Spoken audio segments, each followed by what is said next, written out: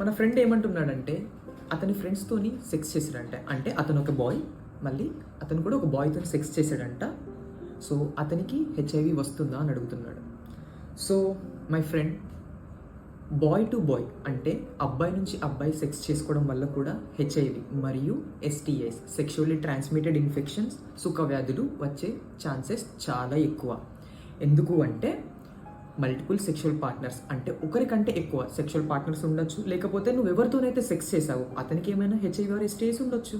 So అందుకే రెగ్యులర్గా testing, every 3 monthsకి ఒకసారి టెస్టింగ్ చేసుకొని అబ్బాయిలతో కానీ ఇంకెవరితోనైనా సరే, అమ్మాయితో అయినా సరే, ట్రాన్స్జెండర్తో అయినా సరే, ఎవరితో అయినా సరే సెక్స్ చేసినప్పుడు కండోమ్ వాడడం అనేది కంపల్సరీ.